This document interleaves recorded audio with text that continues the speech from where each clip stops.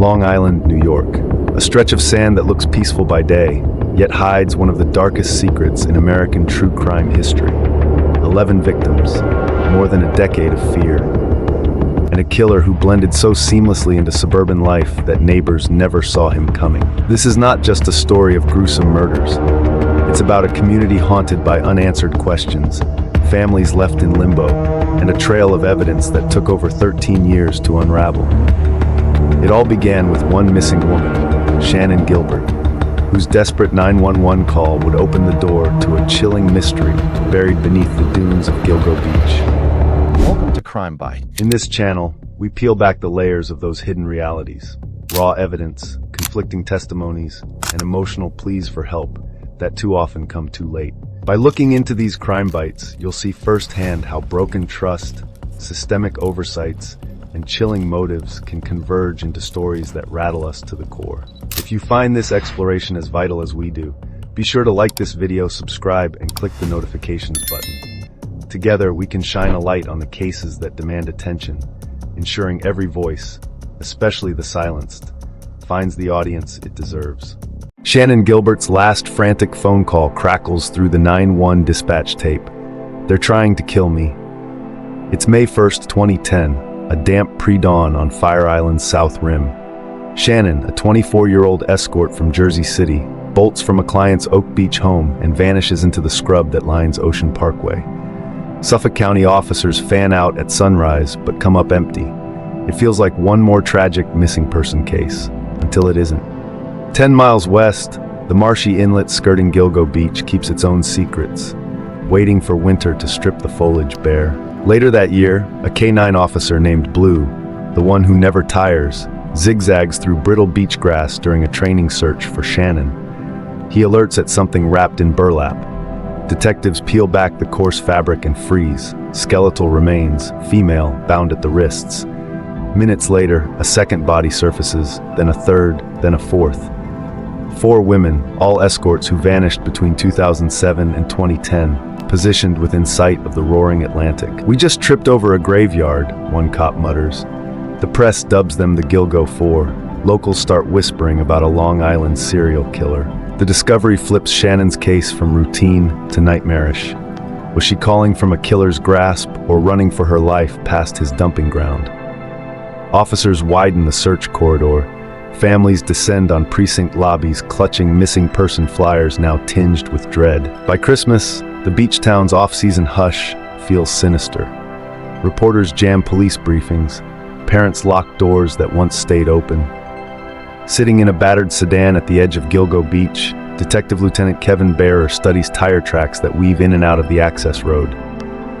Whoever did this knows these dunes like a backyard. Share your opinions in the comments section.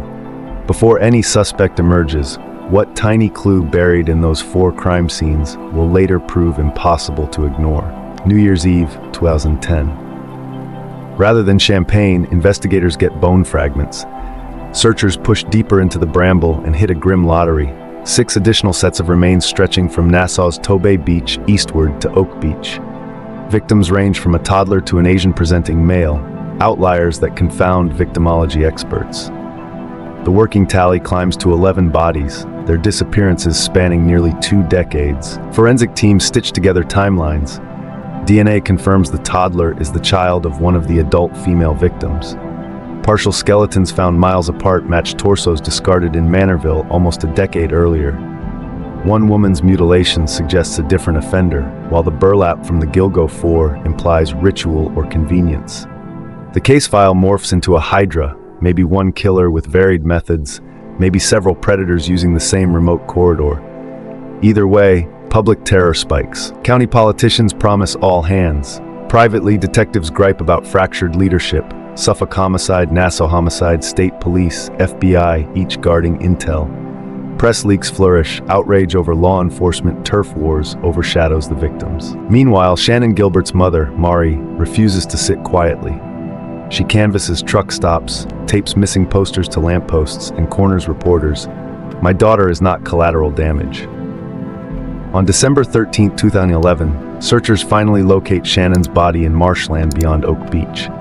The coroner rules consistent with drowning, but Mari calls it murder, and many investigators quietly agree. 2012 to 2021, the Gilgo file gathers dust and suspicion. Suffolk County's police chief is later jailed for beating a handcuffed suspect. The scandal blocks FBI cooperation for years. Cell tower records languish, evidence bins sit untested, and families stage candlelight vigils that reporters stop covering. On the internet, amateur sleuths pick at crumbs, burner phones pinging off 3 towers, strange phone calls to victims' relatives where a cold male voice taunts, "You'll never find her." Rumors swirl about a local cop, a doctor, even a disgraced ex-chief. Without clear suspects, the phrase Long Island serial killer becomes cable news shorthand for institutional failure. Enter 2022. A newly appointed Suffolk County Police Commissioner orders a multi-agency task force, SCPD, State Police, FBI, District Attorney. Fresh eyes, modern tech. They reopen phone dumps, scan genealogy databases, and revisit witness statements long dismissed as noise. What forgotten witness detail will pivot the investigation from cold case to manhunt? March 2022. A retired neighbor searches his memory for anything odd about the night Amber Costello vanished back in 2010. One image sticks, a battered green Avalanche parked at the curb, engine running, headlights off. Detectives enter that detail into state DMV databases. The query produces a flood of results, yet only a handful belong to owners who lived or worked within a half hour of Gilgo Beach. Next, they reopen cell site data pulled from the burner phones that had arranged encounters with Amber Costello, Megan Waterman, and Melissa Barthelemy. After mapping thousands of pings, investigators notice one subscriber number overlapping every timeline. Registration traces back to Rex Heuermann, a 59-year-old architect who commutes by Long Island Railroad from Massapequa Park to Manhattan. His quiet Cape Cod-style house sits 20 minutes from the dune where the first bodies were found. At first glance, Heuermann looks painfully ordinary. Married, father of 2, volunteer at the local historical society. A deeper dig tells a darker story. Google warrants reveal midnight searches for Gilgo Beach bodies, how long DNA survives on burlap, and torture porn playlists. Surveillance teams shadow him from Penn Station to his Fifth Avenue office. Each evening, the same green Avalanche waits beside his driveway, half hidden behind a weather-worn fishing boat, exactly where that neighbor remembered it, July 2023. An evidence tech wearing latex gloves retrieves the greasy plate minutes after Heuermann walks away. The crust still carries a smear of marinara and skin cells. In a sterile lab, technicians vacuum microscopic hairs trapped in the burlap that once wrapped victim Megan Waterman. Mitochondrial analysis narrows the source to a male relative on Heuermann's maternal side. The DNA recovered from the pizza crust matches perfectly. Statisticians calculate the chance of a random match at less than 1 in 250 billion. With a genetic fingerprint in hand, why do detectives still whisper about moving too early and watching a decade of work fall apart in one procedural slip? July 13th, 2023. Morning commuters weave through Manhattan's summer heat when unmarked SUVs screech to the curb. Officers close on Rex Heuermann, who clutches a briefcase and looks stunned, almost confused, as cuffs click around his wrists. Within minutes, every major outlet pushes the alert. Suspected Gilgo Beach serial killer arrested. At Suffolk County's Yafank headquarters, prosecutors outline the first charges: 3 counts of first-degree murder for Melissa Barthelemy, 2009, Megan Waterman, 2010, and Amber Costello, 2010. They present a mosaic of evidence: cell tower overlays, DNA from the pizza crust, eyewitness descriptions of the green Avalanche, and computer records of late-night searches that trace a fascination with the investigation itself. Reporters stare at the mugshot of a bespectacled architect who had ridden the LIRR alongside them for years. The shockwave hits families hardest. Sisters and mothers sit in the courtroom gallery, tears streaming as the charges are read aloud. Heuermann's wife, filing for divorce the same day, tells journalists she never suspected a thing. Neighbors recall the muffled thump of late-night hammering in his garage and wish they had trusted their unease. He pleads not guilty.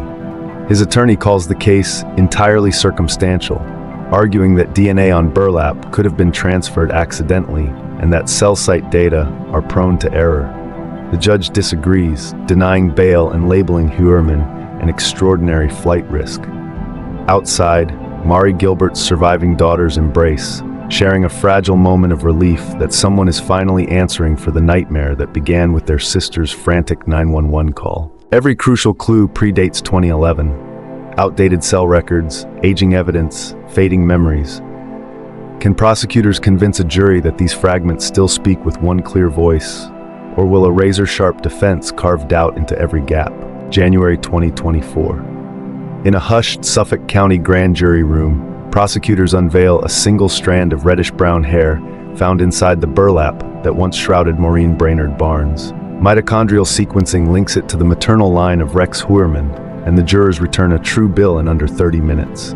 One more victim, Maureen, missing since 2007, now has a name on the indictment.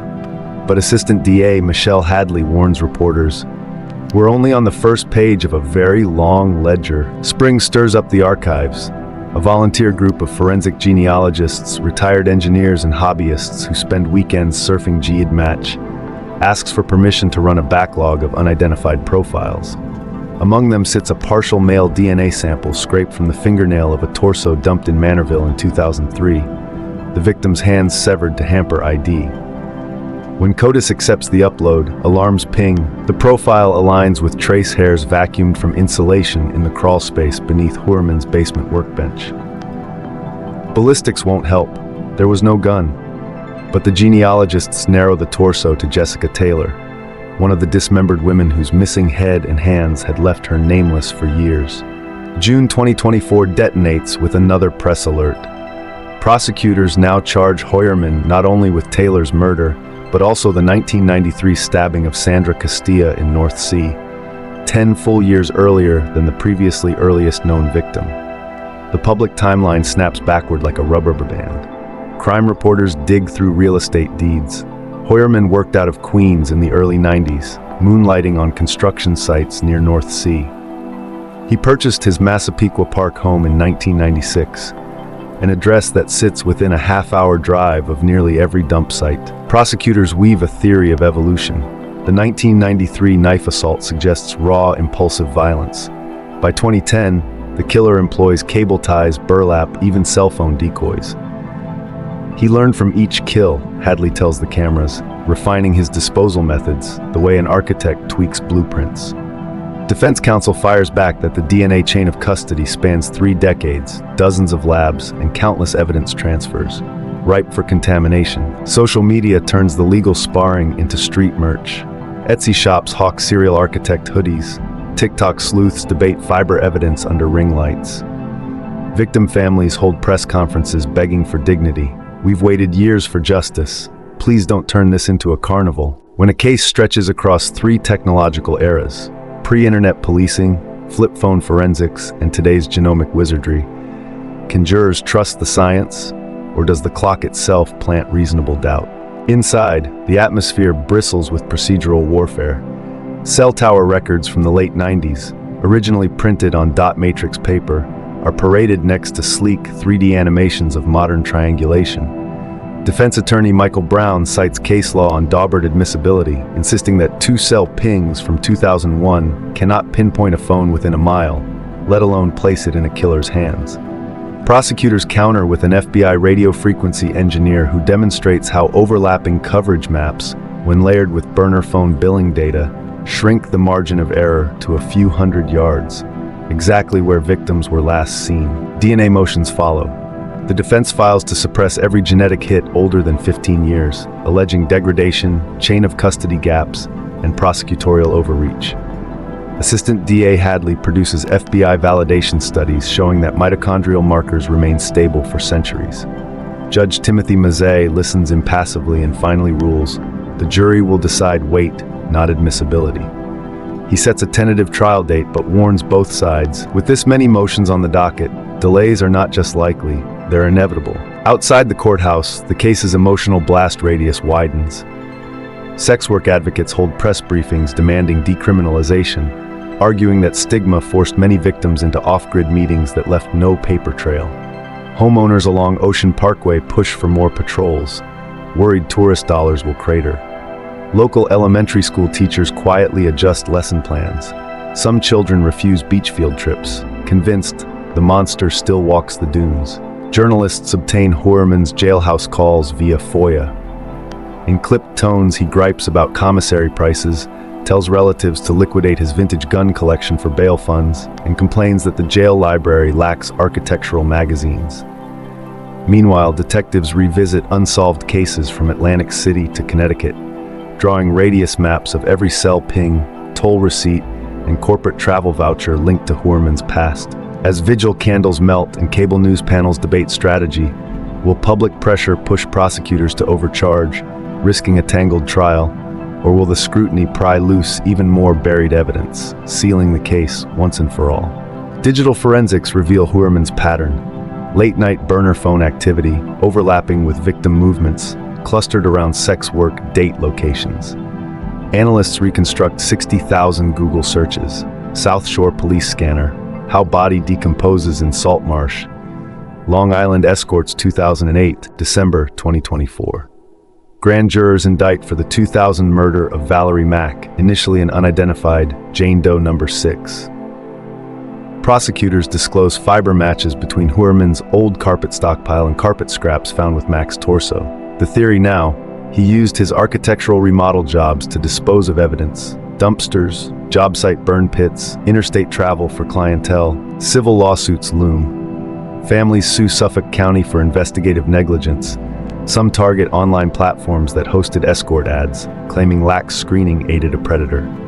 The debate turns increasingly systemic. Is Rex Heuermann a lone aberration or a symptom of marginalized victims and fragmented policing? Share your thoughts in the comments section. As the indictment list grows, will prosecutors risk confusing a jury with too many victims, or will they craft a streamlined narrative to guarantee conviction? Even with 8 murder counts, loose threads remain. Who killed the toddler and her mother? Why did some bodies show violent trauma while others bore none? And Shannan Gilbert, was her death panic-induced drowning, or did the killer hunt her into the reeds? Retired detectives debate MO drift versus multiple offenders. Some see copycats exploiting a notorious dump site.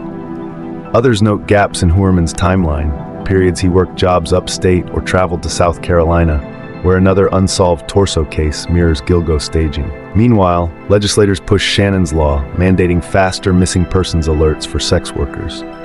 Victim advocates organize beach memorials, planting seagrass in the names of the lost. A podcast series tops Spotify charts, fueling both awareness and voyeurism. If the dunes could talk, how many more secrets lie beneath the sand, waiting for storms, dogs, or chance to bring them to light? Summer 2025. Jury selection looms. Heuermann appears gaunt, shackled, but composed.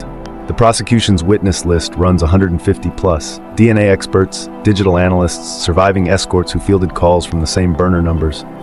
Defense scouts sympathetic jurors wary of old evidence. Families steel themselves. The road from Shannan Gilbert's scream to this courtroom spanned 15 years. 11 known victims and uncounted nights of torment. Even a conviction can't rewrite that. Yet hope glimmers, closure, reform, and a shoreline finally free of buried horror. When justice finally reaches the sand, will it silence the legend of the Long Island serial killer, or prove that some stories haunt us long after the verdict? The arrest of Rex Heuermann has given the victims' families a glimpse of justice, but the shadows of Gilgo Beach still stretch long. Are there more victims? Could there be more secrets buried beneath the sand? What do you think about this case? Could investigators have solved it sooner? Or was this monster always hiding in plain sight? If you want to follow every twist and turn of this chilling case and other true crime stories that shake communities to their core, make sure to like this video, subscribe, and hit the notification bell. Your voice matters, and your thoughts could help keep these stories alive until justice is fully served.